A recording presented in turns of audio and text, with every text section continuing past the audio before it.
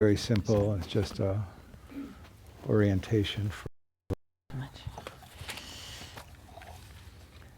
And there is a book that goes around, for those of you who are new, which I don't see exactly. The book is for people who are either ill or recently passed, or who you think you would like us at the end. We'll read the names of everybody we want to hold in mind. So feel welcome to write any names of people you want us to share our well-wishing with, including yourself.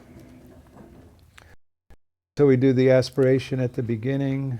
It's on this sheet. May all beings always have happiness and its cause. May all beings always be free of pain and its causes. For as long as space abides, as long as the world remains, just so long may I be there, resolving all beings' pain.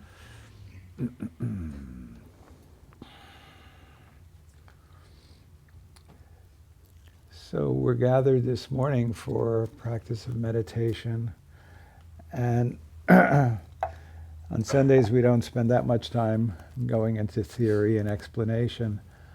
And meditation is a time-honored skill, and it really in itself is a way of allowing the mind to be restful and focused.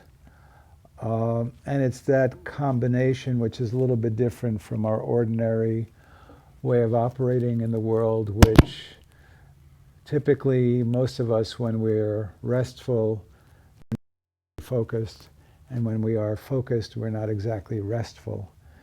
And learning to find the sweet spot that combines those two elements is something of a training. At the same time, where we arrive at is a kind of natural, restful, focused state. And that in itself, for many people, constitutes a certain kind of spiritual awareness. There are other practices and ways of cultivating the mind that can take that restful focus and deepen it and apply it in slightly other ways that may lead to, yet again, further or alternative spiritual experiences. But really the capacity and opportunity to rest the mind and focus it is in and of itself a spiritual opportunity. I offer it on Sunday mornings to all of us. And we sometimes vary our practices, but one practice we do is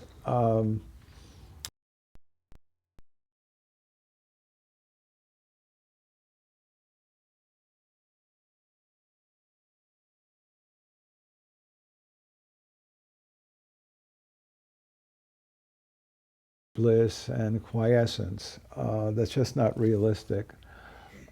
What we are seeking to cultivate is a full attention, and if there are thoughts or feelings coming and going, it's fine.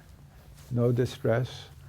And if you find that you get thoroughly distracted and you're off doing whatever, and when you come back, you can just note distracted, and then come back to the practice that I'll guide you through.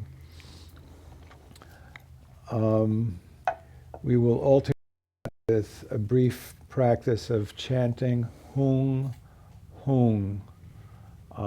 It's a sacred, focusing syllable. And in that, we're focusing in a relaxed way on the sound, uniting our breath, our sound, and our mind in the process of sounding the syllable. And again, if there's other stuff coming and going, no big whoop. So we'll start.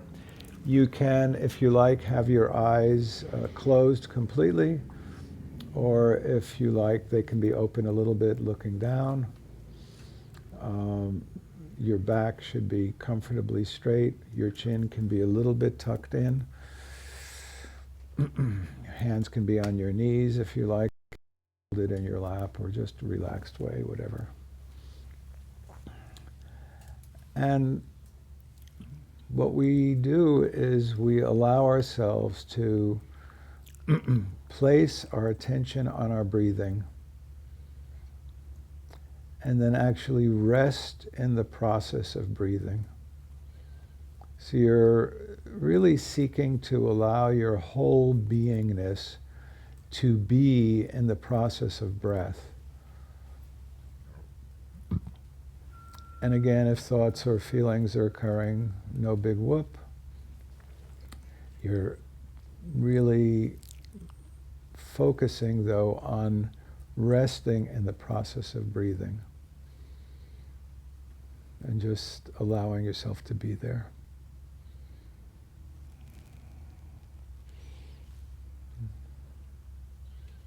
And we'll do this for a handful of minutes together.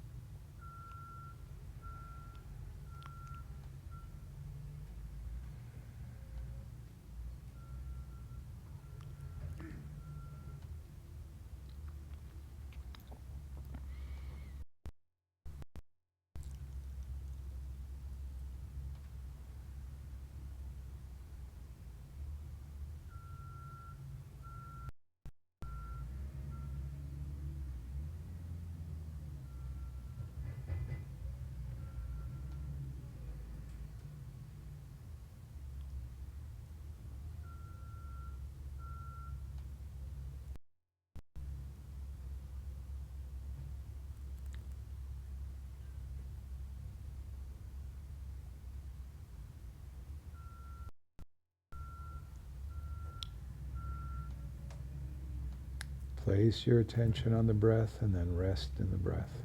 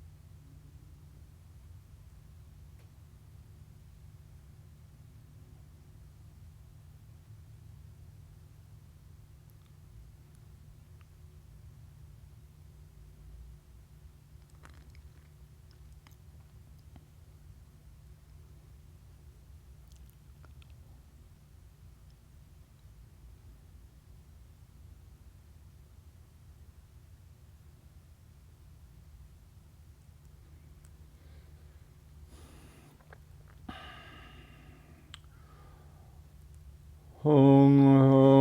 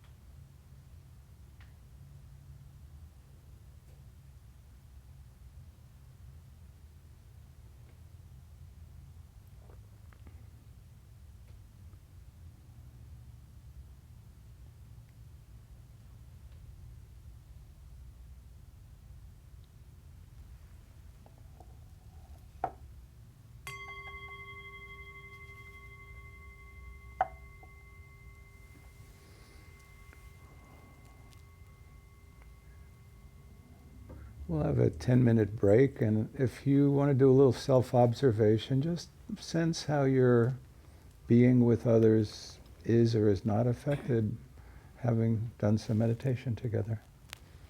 Just notice, not a big whoop. We'll gather again in 10 minutes.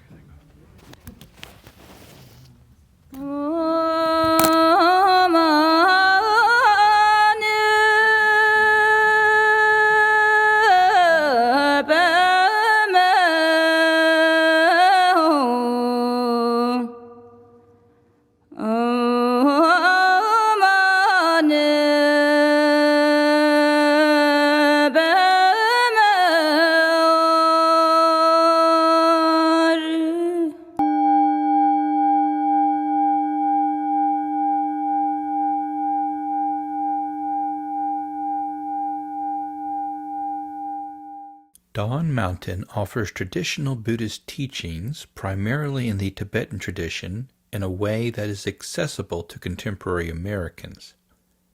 Having studied and practiced for many years under recognized Tibetan masters, and understanding that these teachings provide a way to realize the natural state of mind that embodies profound wisdom and deep love, Anne Klein and Harvey Aronson wished to share these traditions here in the United States.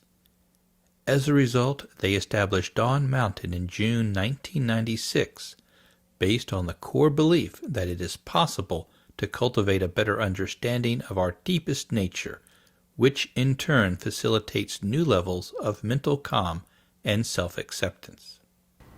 So our inspiration really comes from our love and gratitude to our own teachers. They spent so much time and care with us over many, many years. Kaizen Rinpoche was extraordinarily compassionate.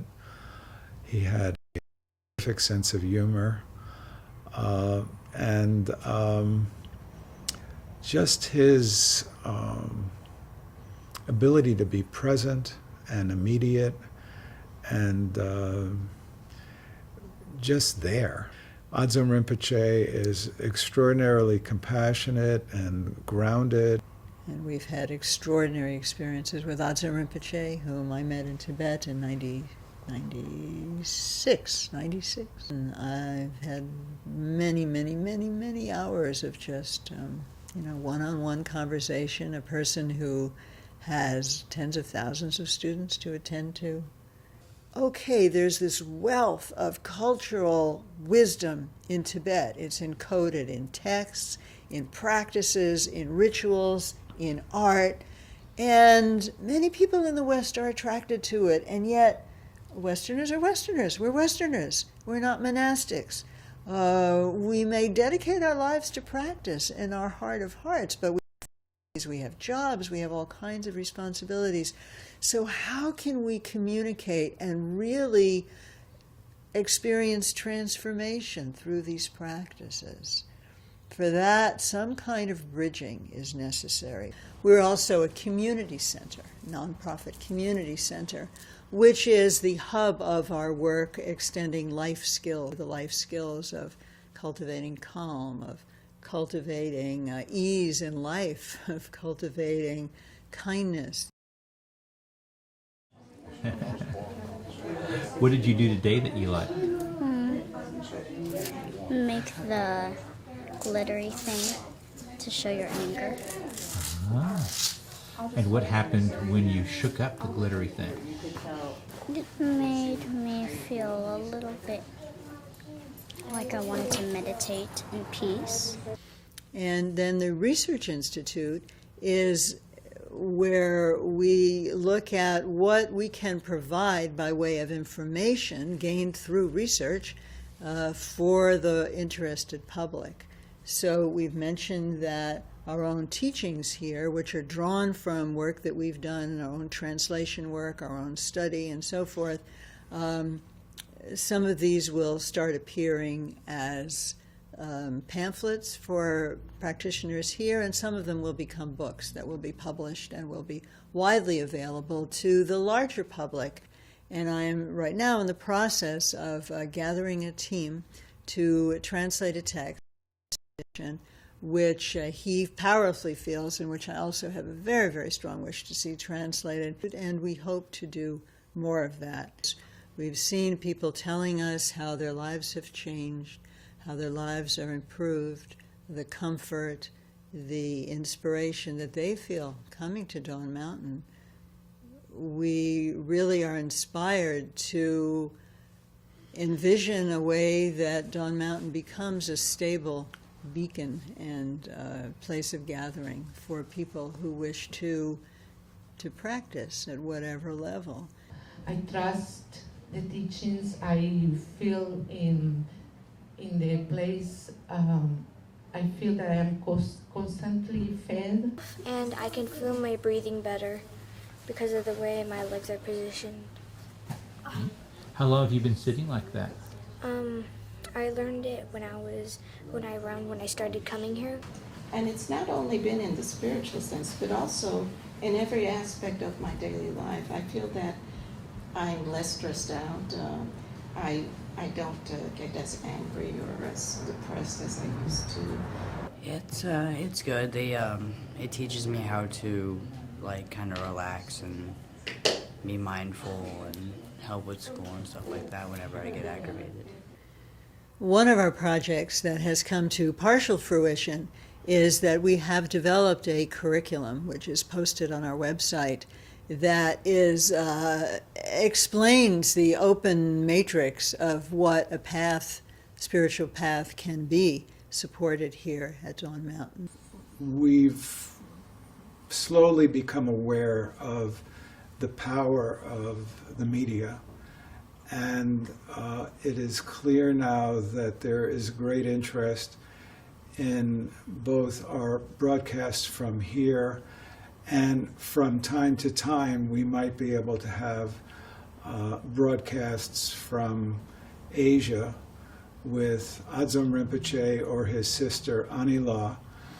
Without students there are no teachers, and without teachers there are no students. We all dependently create one another. So we're very, very excited by the energy that is in the community. The community is alive, it is supportive, it is growing, and it really wishes to thrive, and we want to participate in that thriving in every way that we can. But we're really talking about finding a space of shared values.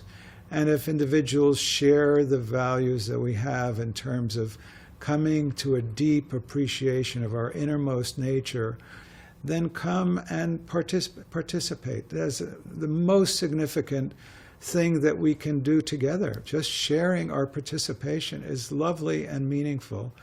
And anything above and beyond that, by way of offering service for this community, offering financial, flows naturally. And we expect that that will just be a natural outflow for people because of that shared interest.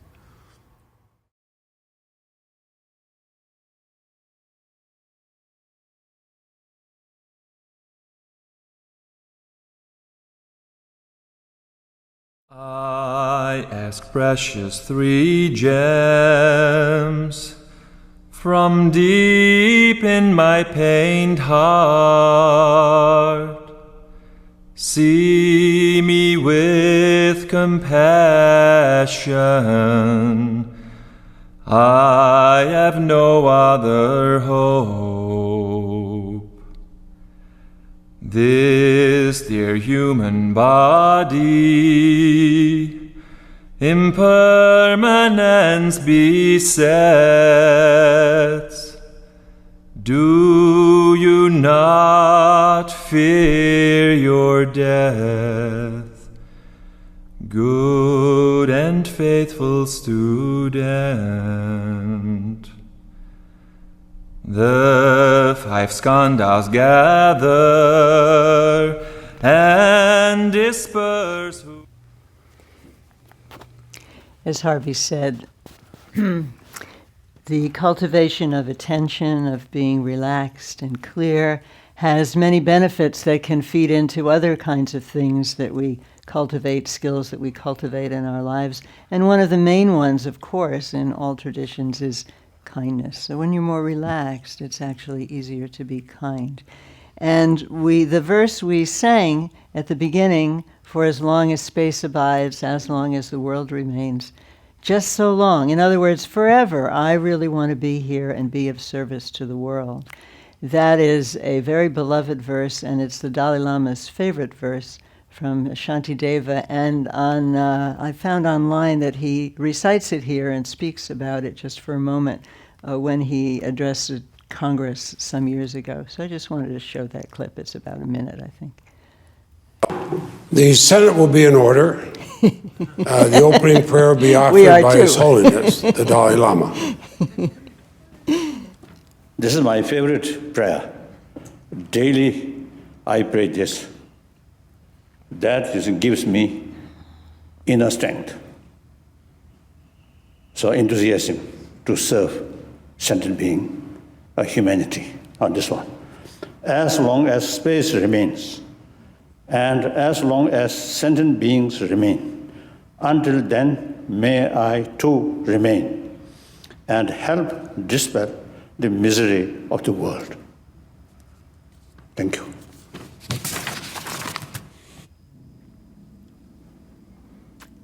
May we?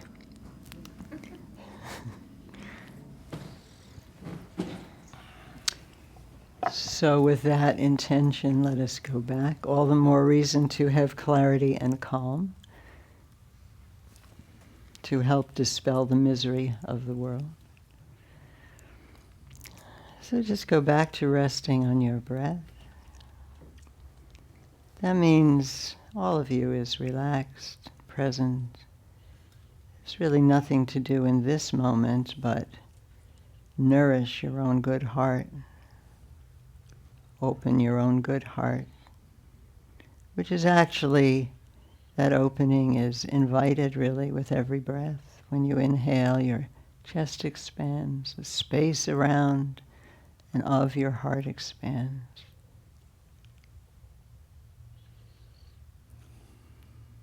And when you exhale, you naturally relax.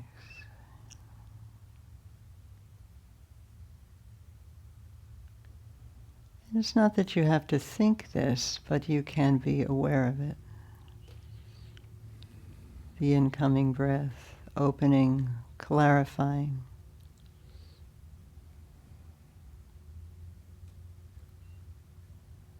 The outgoing breath, reminding you what rest and relaxation feels like.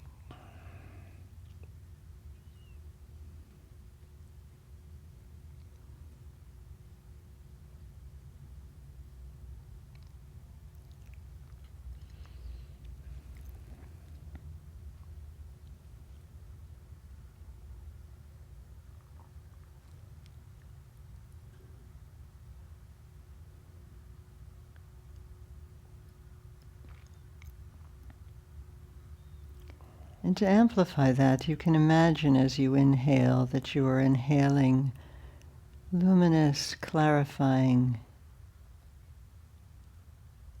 light. Just comes in and clarifies and purifies without your having to work in any way. That's just what light does. That's what breath and light do together.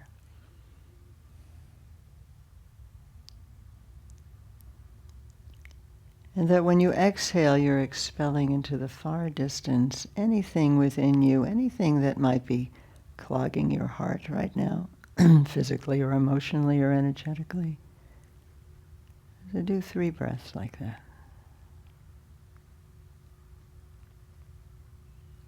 You can imagine you're exhaling dark red or gray,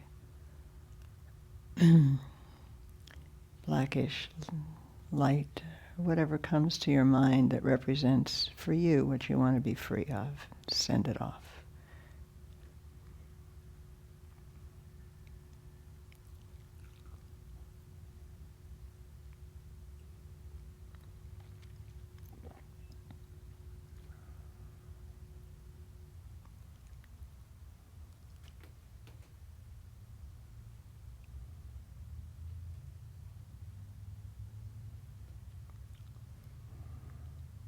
Now that you've clarified and said good riddance to a number of elements that might obstruct your attention or your connection with yourself and with others. So now for the next 5 breaths.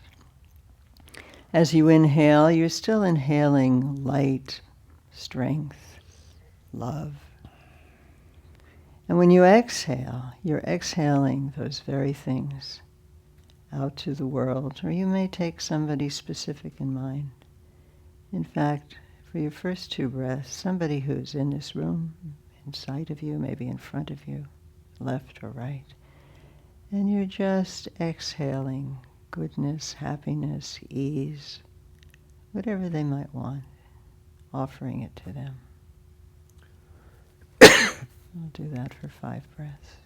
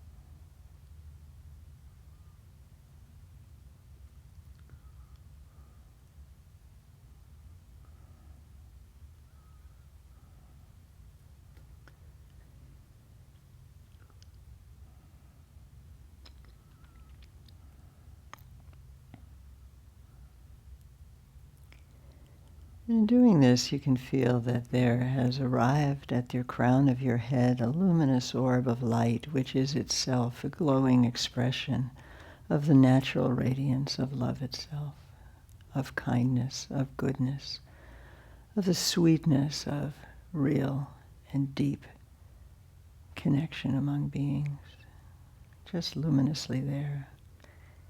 And it very naturally and delicately descends, drops down through your crown, moving down the central corridor there of your body and resting at your heart, which you have prepared for this very expression.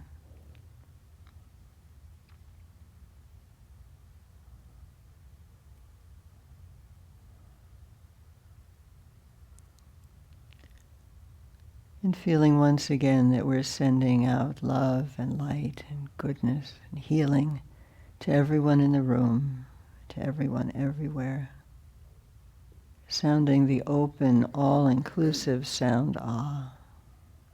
Feeling that your intention, your mind, your light, your sound goes out everywhere, resolving the misery of the world.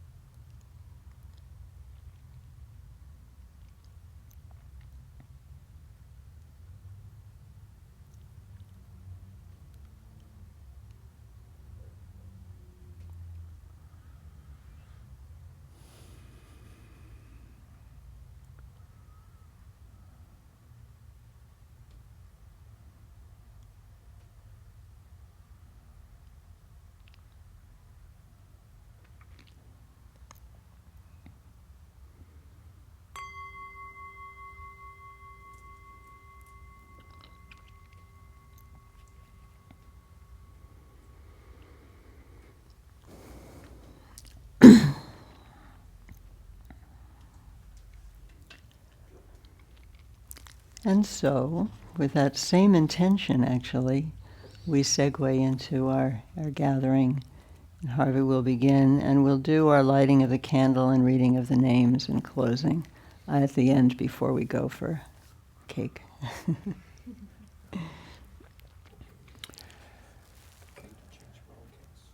Need to change broadcasts.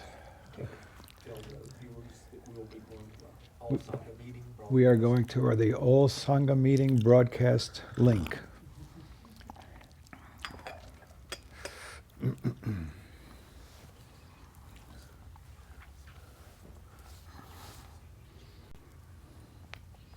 Used to be bathroom breaks that would dictate how meetings were run, and now it's links to the web.